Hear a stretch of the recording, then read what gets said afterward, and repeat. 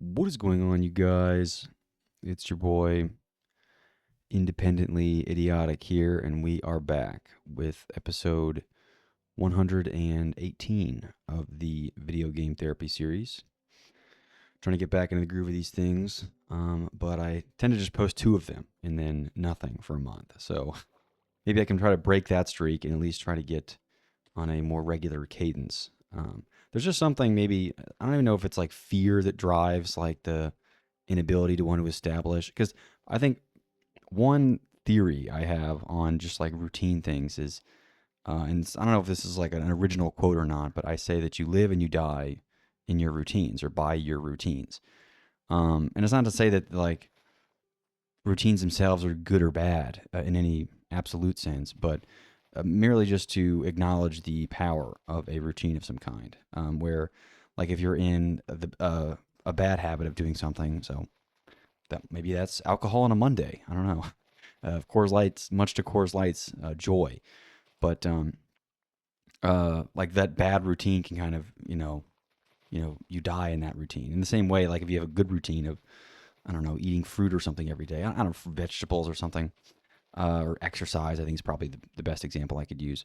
But that you then like live in that routine, which I think is good for you. So just routines themselves just hold such power, and I obviously think in more ways than one that the routine of doing these videos and having contemplative time to myself is a good thing. So I want to be in the routine of doing that. But for some reason, there's some amount of I don't even think it's like quality control because I think all of these are kind of garbage. Uh, but sometimes it's difficult to even just muster up the energy to talk for a full hour or for 50 minutes or whatever. Much less that talking being of any substance, right? And I suppose as a listener, I'm much more critical of these things because I listen to like podcasts on very rare occasion from people, and then I'm often like appalled at at even their own judgments of quality. But knowing that mine are no better, but still even that it's easier to it's a lot easier than it looks to talk to yourself, especially just about things that are trying to be less mainstream or just not like things that you've heard 1,000 times already. And also just not blatantly just talking about myself and like what I did yesterday. Like I try to keep every topic I talk about in some vague, sense abstracted from, you don't have to know who I am or what I do or anything about my history or personality. 'Cause I think that just plays too much into like the bias of the whole thing, right? Like if I told you that I don't know, I was the son of Caesar or some shit. I don't even fucking know what would what would cause somebody to have a different impression of some kind, but I just know that if you've read the whole Wikipedia article on me, which doesn't exist by the way, so don't look. Uh, but then you'd have like some kind of different notion of who I am, and you'd somehow like assign my opinions or words that maybe just be just spur of the moment or just stupid opinions. You may assign them more value. So if I like told you I was the son of a musician for some stupid reason, then you'd probably assign a lot more value to whatever music or whatever musical takes I would have solely because of my bloodline, like as if that validates me, as if there's some like I don't know Magna Carta or some godlike quality to my bloodline, with regard to music or something. And regardless of whatever that is, it doesn't matter. Like it shouldn't matter what that is. I put a lot more emphasis, and this is just a philosophy of mine. I put much more emphasis on like the opinion or the words themselves, right? So I'm not again. I hate to use the Hitler example here, but it's been a while. So, but if Hitler had some economic theory, right, I shouldn't look at it as like this is Hitler's economic theory. I could say, okay, well, what are the merits of the theory itself, right, independent of who is proposing it. And there are times where the person itself is necessary context to something, but in many cases, and I'd say in most cases that people draw upon, like, well, this is the son of a big pharma giant, so we shouldn't listen to them. It's like, well, okay, fine. Understandably, there may be biases there, but is what they're talking about have anything to do with that bias, right?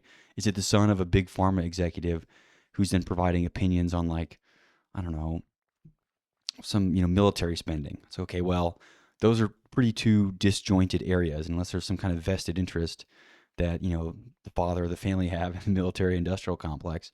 I wouldn't give much weight to the fact that he's the son of the farmer. Who cares? That's not nothing to do with his point, right? So it's like I think we do look at things independently, but it's too easy now just to. And then it's like I'm not saying that pedophiles are full of great ideas, but if somebody has a great idea and then later they turn out to be a creep, you can't then invalidate all the ideas that they had just because they're a weirdo or something.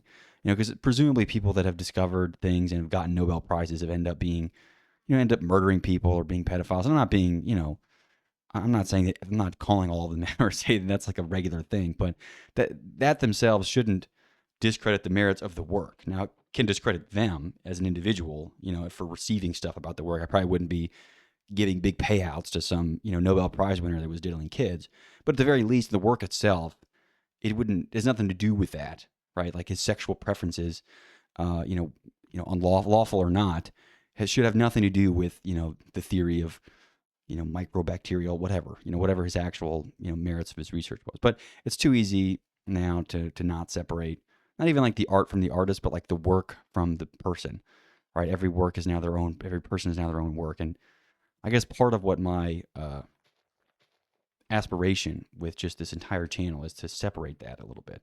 So, and maybe it is like just for me myself, but you don't know me as some other individual, something to plague your bias. I should just be a voice that just echoes, or the voice that just spouts opinions of some kind. It shouldn't matter who it is that's saying these things. It's merely about what they are saying, which I think is more important. And then there's an overcorrection to be had there too. It's not to say we should treat all voices equally. Surely there's more weight to someone that might have credentials or a background in this kind of thing. But in the same vein, I think we're overcorrecting too much in the wrong direction, where it's you don't give anybody credit for anything unless they have all these goofy ass credentials.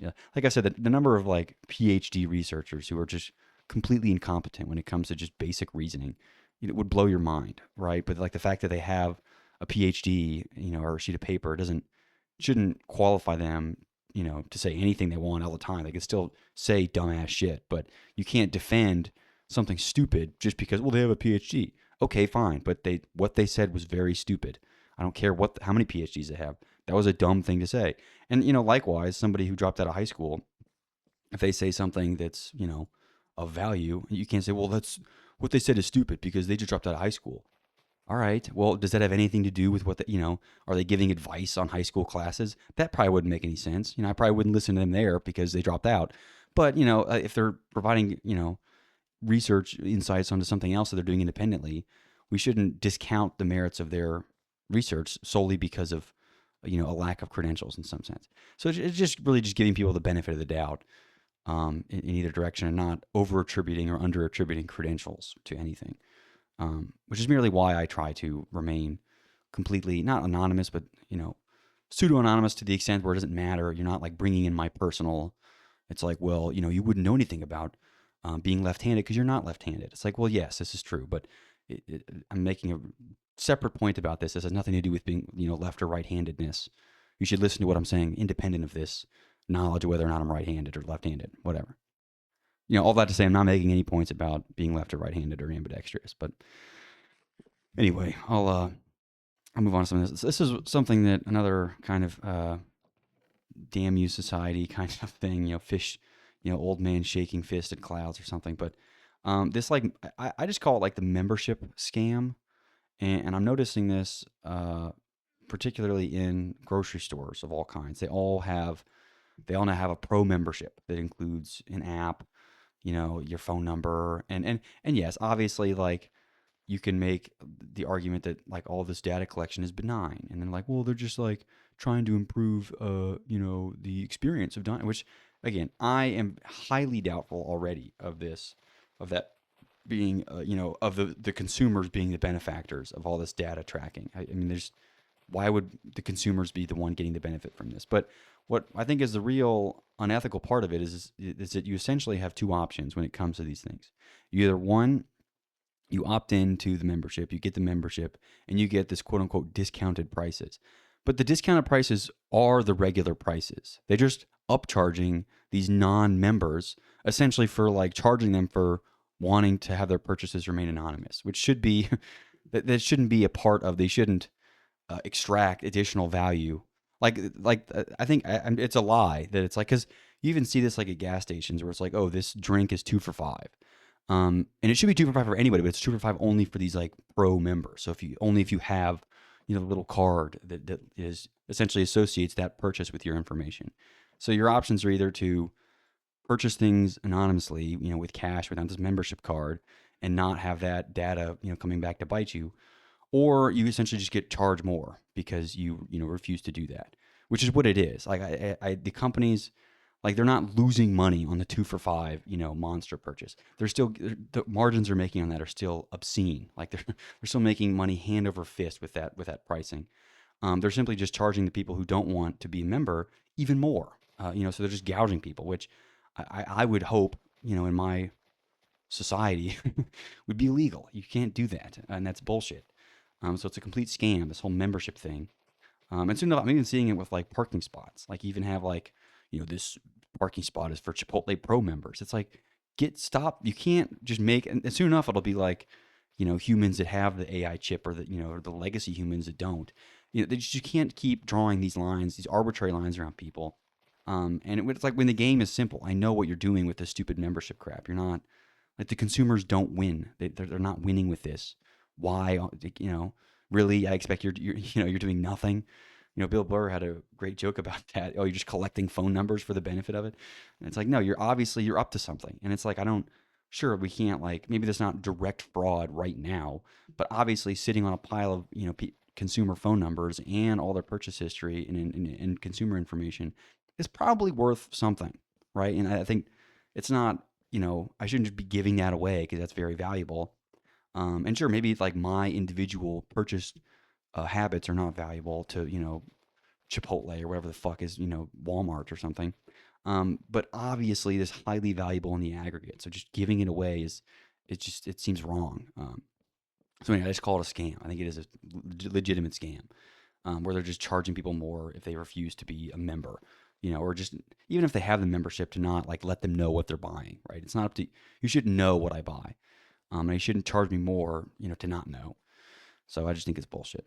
Anyway, the parking is also just egregious. I mean, this is ridiculous. It's a parking. You can't just like, it's just artificially segmenting people. And because there's already kind of a, like, if you have money, you're beholden to different societal laws. You even have like different highways in the U.S. where if you want to pay, you can go faster on this lane. Well, it's okay. Well, now someone who's wealthy gets to drive faster. That seems wrong. Like, but why is that not? What happened to like all men are created equal? Isn't that kind of the whole, like, in the Constitution of our founding documents? And I'm sure Europe has their own thing, but at least in here in Burgerland, that's the way things were supposed to be. Now, I don't. We're kind of moving in the wrong direction, but I don't know. It's not up to me, I suppose. Either way, the membership thing is absurd. That needs to stop. But anyway, move on to something else. I guess speaking of other things that I think are stupid, the lottery, which again I've been very critical of gambling as a whole already, so I'm not going to rehash anything new here. But it's interesting to think of the lottery as, which is in some ways I think this is true. It's kind of the ultimate, what I say is democratic institution, because it's like everyone technically has equal chance. There isn't any innate advantage at someone having more money. I mean, unless of course they purchase more tickets, but then fine. Like regardless, the amount of money that you put in gives you the amount of influence that you have. So in that way, it is a purely democratic institution. Yet it is like also the stupidest. It's like the pinnacle of being retarded. It is essentially like playing the lottery. But in that sense, it is like a democratic institution, which I don't think it should be. You can't associate democracy with anything that's ever good. There are things that a democratic system just doesn't work for, because aren't people aren't able, and especially in larger groups, and depending on what the nature of the decisions are that you're making. Of course, these democratic institutions, people don't often have their own best interest in mind, and even making the assumption that, like, you know, acting in their immediate best interest is in the best interest of everybody's best interest, right? Like the collective best interest. There's the whole like prisoner's dilemma thing where it's like, yes, it's like statistically they're likely to look out for themselves, like, and be selfish, but then there's a lot of cases where it completely backfires, and you almost just don't want a democratic institution. You're better off, with some kind of something that resembles maybe a monarchy or an a oligarchy or something. And obviously, I'm not referring to grocery stores. I don't think should have an oligarchy. I think that there's many things that should be more democratic in nature.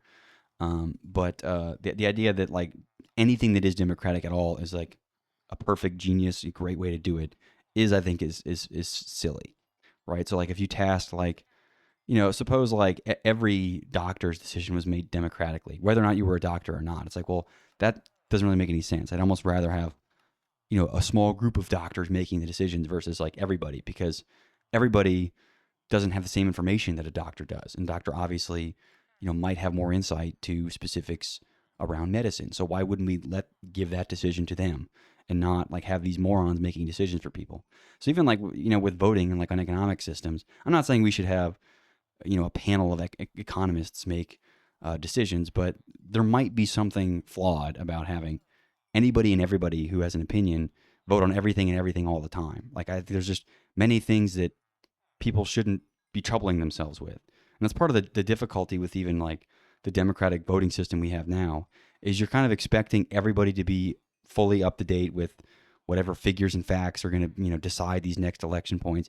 And it's like there's just too much information for any one person to digest. And it requires like I would argue a level of intellect and nuance that most people just don't have. So there's not even like the capacity or even just the desire. Because I would say I might have the capacity to, articulate and understand all these nuanced problems, but I don't give a fuck. So is it up to, do I have to like spend all my time worrying about like, the value of my vote? I don't give a fuck about any of this shit. And sure, it like affects other people, but then at some point, my entire life is then dedicated to like trying to understand these problems that are on some levels just impossible to there's not really any great way out of it. And like I said in my last episode, I think first of all, a lot of these things, these institutions and systems are sick, and they need, I think was a dose of chemotherapy, meaning short-term pain for lots and lots of people. But that's not really any kind of ideology or philosophy you can get behind, or a vote you can get behind that involves, hey, everyone's going to suffer for a little bit because, our industry is cancerous. In my words, of course, which is again not a popular or even reasonable thing to run around parading. And even so, it just is is requiring that I know everything about everything all the time, and it's just unrealistic to keep up to date with things. And plus, even just like with the up to date like facts and figures, again, I almost disagree on a lot of levels what even a fact or figure even is anymore, because I think if you're clever, you can make pretty much any data point say anything you want, really. So then it's not even a matter of like getting the information you have. It's like, all right, what information is being fed to me? Okay, what are the nuances with that information? Does that, are there considerations or perhaps oversights in this, these facts and figures? Who did this? Is there some, foul play involved? Was it the beef industry that's now providing me these beef statistics or something? And it's just all that, like, I have to like follow this whole journalistic trail between, just to like figure out, I don't know which candidate is greener, whatever the fuck that even means, to themselves. Is it the short term or long term? What about, one candidate's worse in the next 5 years? There's no good answers to any of this. And the idea that like it requires like people knowing more and like having more information to make a better decision, I think is not really true. I don't think with more information, people are inherently making better decisions, mostly because the problems that they're like tasked with are so monumental and so complicated and nuanced in like by nature that data almost doesn't even help. Like you're almost like better off just like making a random choice, almost like with the stock market, where it's like, sure, you can like have all this information about stocks to go up or down, but the truth is, even like these geniuses that, I mean, most of them just like employ machine learning models, which they don't know why it's like working. They can like guess and things, but if anyone like tells you for certain that some stock is going up or down, they're an idiot. Okay, they're just guessing, right? And so it's almost like they had that monkey throw darts at a dartboard to like, to pick stocks, and that like outperformed like the best stockbrokers ever. And it's essentially what you're almost doing with like voting in that sense. There's no amount of information is ever going to make you this perfectly informed voter, which is the democracy's whole kind of idea of like this informed citizen. No amount of information is even going to make you like pull you out of this veil of ignorance, because the ignorance is like Like we just don't. It's just too complicated and too nuanced of an issue or a topic that you can't conceivably pick a like correct or right answer. They're just like better or worse, or there's just like different attitudes on things, which again don't require any more information. I think the attitudes on things are kind of intuitive. You kind of have you have your attitude about it about something independent of that information. It's like you have an attitude about like we'll just say like gun violence, right? I don't think people any amount of like statistics or facts and figures are going to like really influence somebody's intuition about like guns and whether or not they're safe. People have their own like kind of inbuilt opinions, whether that's from childhood or whatever. And no amount of like, well, these are the number of deaths that were caused, by owning firearms, and these are the ones that were like, that were like prevented or something. I mean, it's just impossible to know. And they have their intuition already, so no amount of data is going to help them be any more informed, right? And it also includes people that have never even touched a gun or owned a gun, so then they have the same opinion. It's worth the same. It seems it just the idea that like democracy is this perfect thing that can never be tainted or is applicable in all scenarios and everything would be better if it was democratic. I think is kind of wrong. There are times where for whatever reason the group that is being led is almost too ignorant or just it's too complicated for them to allow all these decision makings or they just shouldn't even care because they can't that it might make more sense to just have like even deal with like the stupidity of some like monarchies honestly would be more tolerable than some of these democratic decisions because it just wastes everyone's time. It'd almost be better off if the monarch goes in there and is like, all right, on Monday no one gets to order Chinese. It's like, all right, that's weird. I mean, I don't really get it, but all right, and maybe it's like there's some other there's probably different examples that would make way more sense, but there isn't really any decision that anyone makes is subject to infinite criticism. So there's not really anything that you could do where you're not like it's the whole like referee paradox.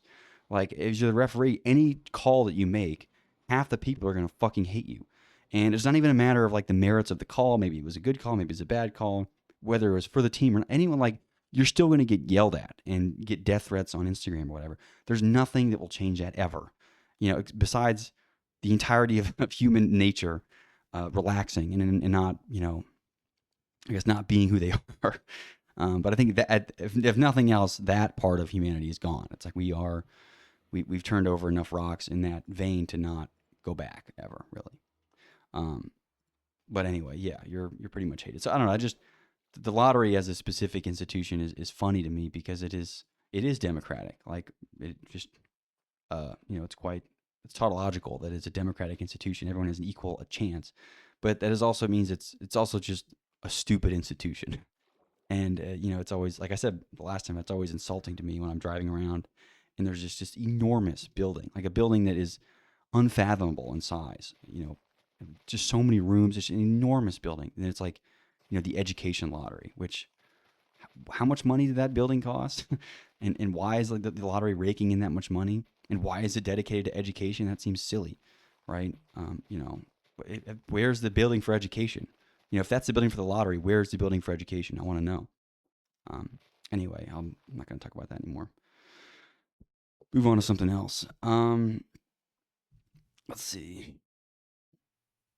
Yeah, so this is also kind of related to, I guess, machine learning predictions on things. So if we can, suppose, admit from a mathematical or a statistical perspective that machine learning models are incredibly good at predicting behavior, which they are if given, sufficient data in the right context. They're very, very good at predicting people's behavior. I mean, that might be, you know, where they're buying, and this is kind of behavior in the aggregate as well. It's not necessarily like Johnny's location, like what's Johnny going to eat for dinner tonight. And honestly, it probably would give a pretty good prediction about what you're going to eat for dinner tonight, given like your entire purchase history, the people around you, what you've eaten before, all that stuff.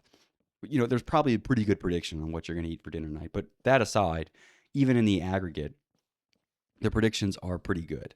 So my question is, if these models are already so good at predicting behavior, how far away could they really be from controlling it, right?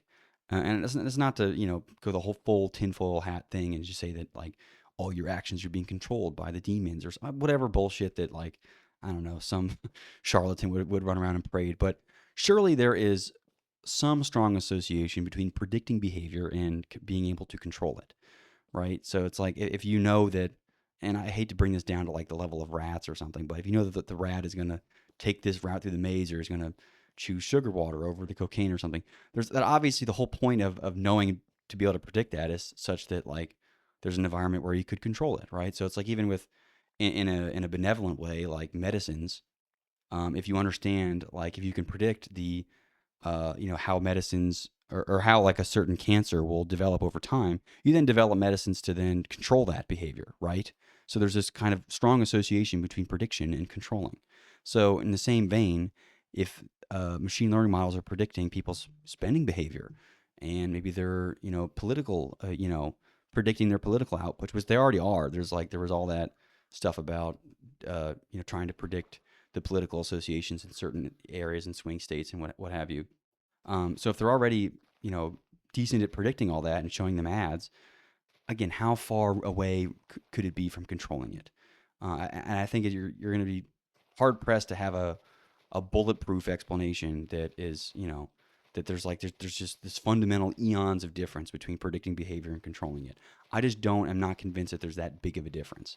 If I'm able to predict something regularly, surely there's, and again, if it's not like the weather, we can't even predict the weather. But if we could perfectly predict it, there might be a way to control it. But even that, there's physical limits on what we can control with these things. But especially with predictions about things that we certainly do have control over, the levers. So like, for example, like I don't know, traffic's probably another bad example, but even like the prices of some kind. Like if we knew that, and again, this is hypothetical, but if we knew that, you're more likely to purchase Coke if there's a 2 for $8 deal on the Coke, we can, Walmart sets the prices, so they can set the prices whatever they want. And if they know that you're going to do that, they know that they're going to, they have no reason not to, right? To do that. And in that ways, it's like, did they just predict your behavior or did they control it in some way? And at some point the line is blurred, and at some point it just becomes they're just genuinely controlling their behavior. And I think it's still at the point now where it's strictly in the realm of like prediction. I don't think many things are like blatantly controlling people's behavior, but I would be lying if I said it's not in the direction of people of being controlled. So again, the whole question boils down to if we can accept and agree on the fact that these like AI models and whatever that might context that might be important to you, whatever that is, are good at predicting XYZ, text, a photo that you want, or, whatever, where you're going to eat. How far away is that from then controlling the behavior? And then it's like, okay, well, then, or is it you that is making these controlled decisions or not? People have a very silly idea of like, well, I click on the buttons in Windows and like it does what I say. It's like, yeah, it's also just, every button you click is then sent over to headquarters. And there's, plenty of ways to control your behavior and your clicks. It's not even your computer really. Um, it's not really, I guess, unless you're running Linux. But anyway, I've beat that horse to death. I won't go back on that. This is something else that I was thinking about with regard to like American industry, getting their dose of chemotherapy. Because I was wondering economically how, and this is just specific to America. Maybe there's other countries where the other different contexts also apply, but in this, I'm talking only here about the American history part of it, just because that's where I am. But I wondered how the American economy responded to the freeing of slaves, and not in any racial way. This has nothing to do with. I'm strictly focused. I'm strictly interested in how, because you would think that like a lot of these plantations that were highly profitable were profitable in large part due to the fact that they didn't pay for labor. Really, their labor was just like enough food to have the slave keep working, which again is cheap in comparison to actually like, I don't know, giving them like a home and a salary and stuff like that, that they had ability to choose and, do whatever they want. But I wonder just how, I guess how viscerally that the economy was wrecked by kind of a lack of the workforce. And if it wasn't, that would, again, kind of disprove a lot of the arguments around like, well, what's going to happen to all these businesses if they can't have cheap labor and they can't have cheap resources and things like that. And in large part, I kind of want some industries should kind of suffer and falter, and then some should even die. Right? I think there's a lot of businesses that just, for even just moral reasons alone, not to mention even practical reasons, like just shouldn't exist because they're just in large part they're a drain on people's well-being and the well-being of the entire, society and economy, because economy and society are not synonymous. So maybe they shouldn't exist at all. Maybe that's really the answer of things. But I'm just wondering, because I do think there should be a contraction of a lot of these things, and I think looking at the history of how freeing slaves may have impacted, I guess that like loss in cheap labor, how that impacted the economy would be interesting to know, because something similar may be, afloat soon. Similar to like the whole like Roaring Twenties and depressive, you know, the depression in the 30s. There's kind of corollaries between that. And I'm not enough of a historian or an economist to know, but I was just kind of, flipping that around in my head to see if I could come up with anything. Um, this is another bit about hate speech, I suppose you can call it that. In terms of like, I want to look at everything that could be called adversity in somebody's life, like adversity that a person faces at any given point. Um, you know, hate speech, which again I already said before, I kind of hate the whole idea of hate speech.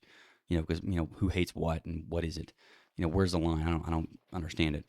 But compared to other forms of adversity, I'm very much not offended by hate speech, or very much just not troubled really by it. I think I mean, in my Zoomer speak, it's light work compared to other forms of things that I think are far more adversarial in nature. So, like for example, even like something like health insurance, where it's like it's required by law, but like the whole system is completely fucked, and like the leverage is all against you. If you get sick or get in an accident, like by no fault of your own, there's a chance that you end up completely bankrupt and have no, and no ability to recover whatsoever financially. So if you ask me like whether or not I would rather put up with like hate speech or like the medical industry, again, hate speech is light work. You can say whatever you want about me. I do not care. You can make fun of me. You can make fun of my family. You can make fun of anything that you want, really. And dead or alive, it would not bother me nearly as much as being financially imprisoned by, the healthcare industry, for example.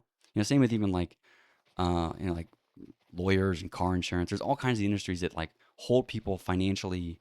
It's literally financially like ransom, and they have no choice over it whatsoever.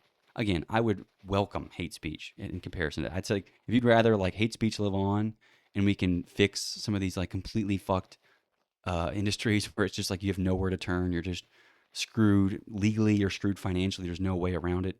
Or you get to die, right? That's the other option. It's like, well, you can just not have health insurance, go to jail or go bankrupt or just not get treatment and die. Like that's the other option. So it's like, great, that's very nice. Again, at this point, I would appreciate somebody calling me a Nazi or something. That would almost be refreshing. So I almost would welcome hate speech in that context. Given there's, I hate that I hate the healthcare system, or, even the legal system when you have to get a lawyer for something, or realtors that screw up the housing market. There's all kinds of systems that like are in my eyes infinitely more frustrating and broken than like somebody saying mean things online or like being bullied. Right? It's like I'm not saying I'm in the absolute camp of just like turn off your computer, but you also can just turn off your computer. You don't have to be on Twitter. I'm not on Twitter and my life is fine. You don't have to like, if you're on Twitter and there's hate speech, then just delete it. I don't know how. I realize it's like people like, there's this like, I want to be connected, blah, blah, blah, blah. Social media does not connect anybody. It just disconnects people even more. I'm not on any of it, I guess, besides making these YouTube videos, but that doesn't really, there's not like a social network. I'm not here, commentating on people's posts and not have friends on here. There's no friends on here. This is just simply a solo adventure. So it's not, I don't even really consider this social media, but like there is just some merit to just, you know, shut the computer, right? If hate speech is truly bothering you. Otherwise, it's just, I just don't see it as anywhere near a respectable enough issue compared to some of the other issues that I think are, more existential or critical in nature. Again, given how like screwed you can be from a, almost like this like financial leverage that companies and industries have over you. So it's like the healthcare industry has infinite leverage financially, and so does a lot of the legal industry. Like if you get sued by somebody and you can't, and you lose a lawsuit because you're not buddies with a judge like the other lawyer is, you can be completely fucked again for literally no reason. And to me, that's way more frustrating than being called a Nazi. So I would welcome any hate speech given the opportunity to fix something else. So I don't know. It felt like hate speech is kind of a stupid thing to be arguing about because it's just again, it's light work compared to anything else. Who cares what mean people have existed? Okay, mean relative to you, mean people to you have existed forever and they will continue to exist. And guess what? No matter what is banned or is made illegal, people will still say things that you don't like. People say things that I hear things that I don't like, and I go, "Oh, that person's stupid." And that's I go on with my day. I don't like spend all my time like, "Well, this should be illegal. They shouldn't be able to say this." No, they're just dumb people saying dumb things most of the time. It's not even like they're, people that even control your life saying dumb things. It's just, it's Kanye, calling people Nazis. Does that really bother anybody? Like, just don't respond to him. Just let him. I mean, he's already, he's mentally unstable. Just let him, blurt out whatever he wants to the void and just don't give him any more attention. But like making it some big issue where it's like, well, this is, we have to fix healthcare and then we got to stop Kanye because he said mean things about Jewish people. It's like, okay, even if Jewish or not, just ignore him. Okay, don't follow him if you're Jewish. Why would you follow him anyway? Like, what is he saying? Is he really having like these great takes on Twitter? I mean, has he ever? I don't know. It doesn't bother me at all that people are, celebrities having complete meltdowns, and all of a sudden there's like this. We need to bring out the hate speech. People in Germany are getting arrested for just, making racist memes or something like that. Which, again, it's just I don't know. Turn off your computer if it's that bothering you. And I feel like it's just a distraction, but uh, instead of focusing on other things that I think are far more important. Because it ultimately is just people talking and making noise. How is that more like important than like, I don't know, people going bankrupt because of cancer, right? Really, are you gonna like go tell somebody who's dying of cancer like, hey, you're a Nazi? They're probably gonna be like, what? I don't care. What? I'm dying of cancer. I don't. You think I'm gonna start crying now that you call me a Nazi? Like my whole family died in a car crash and I have cancer. Now you're gonna like I'm gonna bawl down in tears because you called me a mean word. Who the fuck are you anyway? I don't give a fuck what you say.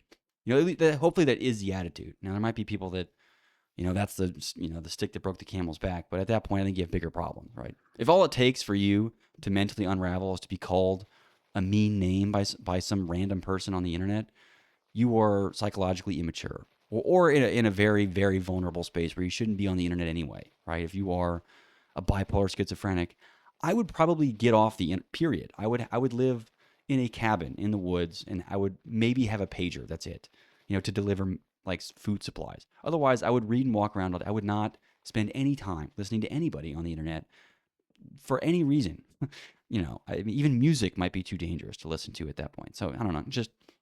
It just seems silly. Hate works. Hate speech is light work. All that to say. Anyway, let me move on to something else here. Um, hmm.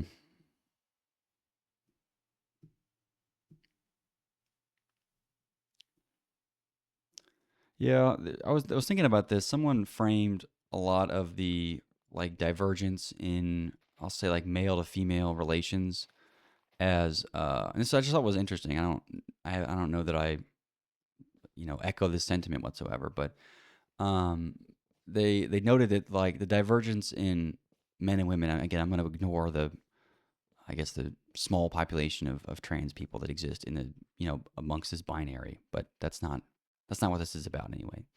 But they said that women move towards closer to hysteria, and then men move towards like acting autistic, which I realize is different. I'm using that word a little bit differently than like the medical, grade A, autism. I just think in general, like traits of autistic are antisocial, like fixations on structure and order, patterns, like very, very strict routine. Think about like somebody who's like a functional autistic person, like very, very kind of difficult to even be around and talk to. And people call me autistic. I'm not offended by that at all. I guess it's better than a Nazi, I suppose. But even so, I wouldn't bother me. But yeah, I think men kind of shift more towards this autistic personality, or women might shift more towards a hysterical, where things are blown out of proportion and it's like everything is a dramatic moment. Whereas men even move in the opposite direction, where even things that should be maybe dramatic or should call for emotional concern or hysteria on some levels, are just ignored and kind of boiled down to a very strict, orderly, reductionist, materialist view, which I think is an interesting way to frame a lot of the, I guess, the direction and the perils of modern, I suppose, like the dating economy, if you want to call it that, or just, you know, uh, the relations of the sexes, which I think is also underestimated, even if we look at like organizing a society altogether, um, like the importance of having uh, I guess equitable relations between the sexes, where it's not like blatant hostility between the two. Because I think at that point it's kind of near where we are now, where it's like it's almost just like men versus women, and it feels weird to even say that. And maybe you don't agree with that, and that's fine. But I think many men and women might agree that it's like there are women that just like hate men, and there are men that just like hate women or just treat them, horribly. And it's just like there's this growing contempt between them. And whether or not you are involved in any of these contemptuous relationships is independent. I would say, unequivocally that is happening. And in some parts, like, and you can extrapolate that to say that it's because women become more hysterical and men become more autistic with these things, and they're ultimately incompatible. Like hysteria and autism, or symptoms of autism, whatever, are incompatible with one another. Like they're kind of at opposite ends of the spectrum. Whereas I think a healthier society would be, not that men would be hysterical, women would be autistic, but they would move closer where there's just less hysteria and more sympathy on the men's side and less like drama on the women's side. So women may show more, more of an autistic resolve, whereas the men might show more hysterical compassion, so to speak. Um, I don't know. I just thought it was interesting to view it and like to have that graphical representation or just the that abstraction about men and female relations. Because in organizing society, I think the atomic family was probably, or even like the intergenerational family that China used for a long time, where it's like there was this, kinship was huge and it was all about like the family you come from and it was honor in the family. That was probably more Japanese than Chinese, but still a lot of Asian influence with regard to how societal structures were set up with regard to men and women. And the men and women are in the crux of this because they ultimately reproduce. It's not to say that there could be like little, places where all men lived and all women lived, as if it's like it would be all better if everything was a female commune. You know, I think there's a lot that both sexes offer each other. So making it like a unisex thing is stupid. So anyone that like is on this like extinguish all men or like women are a cancer or whatever ridiculous ideology, that's all stupid.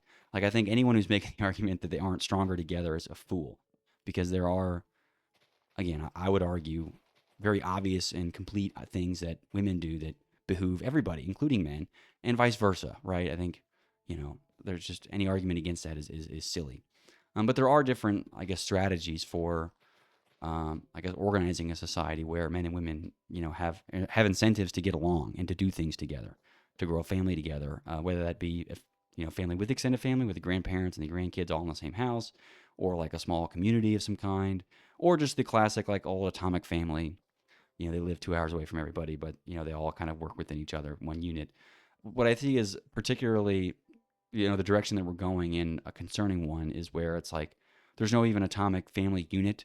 Like everybody is their own little atom, right? Everybody's single-ish, or not in any kind of relationship. It's kind of like the whole Brave New World perspective, where it's like relationships are just banned because it's like you're supposed to be like this strong individual in some sense, as if like individualization is like the utmost importance thing, which I draw as a distinct difference between individualization as like a psychological maturation point versus like living your whole life, self-reliant and like, not even buying bread or, milking your own cows or whatever the hell. It's like individualism to the extreme, like an absurdly extreme libertarian.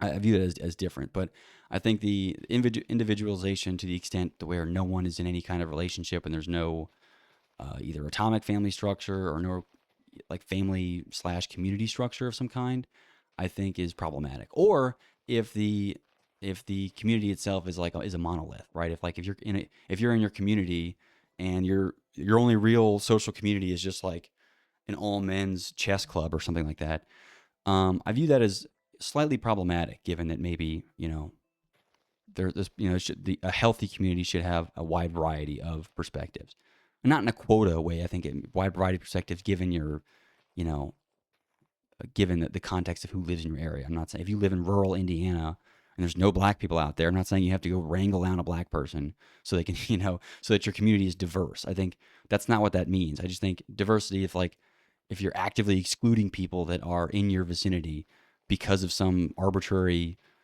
thing like, oh, they're a woman or they're black or they're, Jewish or something. I think that is silly, right? You should kind of have uh, a healthy community has a diversity just by nature and not by forcing diversity. I think diversity does kind of come naturally to a lot of things, and diversity is also doesn't always mean like.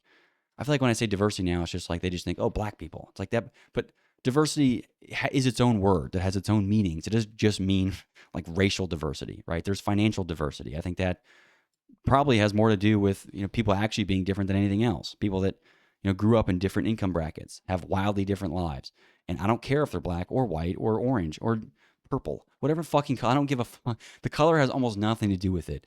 Like the word diversity doesn't inherently mean racism or something. I just it seems like that word even has just been ruined, and I feel like anytime I say diversity, they just assume it's like a DEI hire or I'm talking about black people or some marginalized community of Latinx, transgender people. I don't. It does nothing to do with any of that. Diversity of any kind, right? Diversity in height.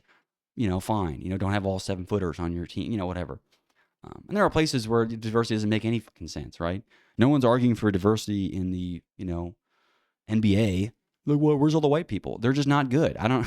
It's not my fault that they're like black people are just literally better at at the game of basketball. And in large, not saying there aren't a few, but by and large, they are, and no one's really complaining about that because you'd be an idiot too. So it's like, all right, well, okay. So is it my fault that most firefighters are male?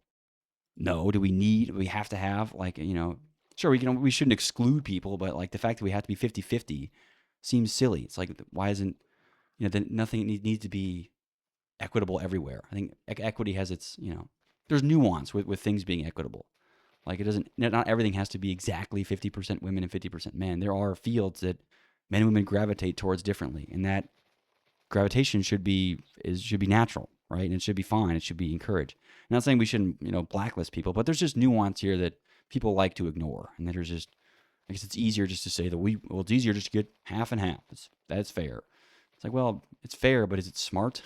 Right? I don't know. I don't think I want my NBA, full of women.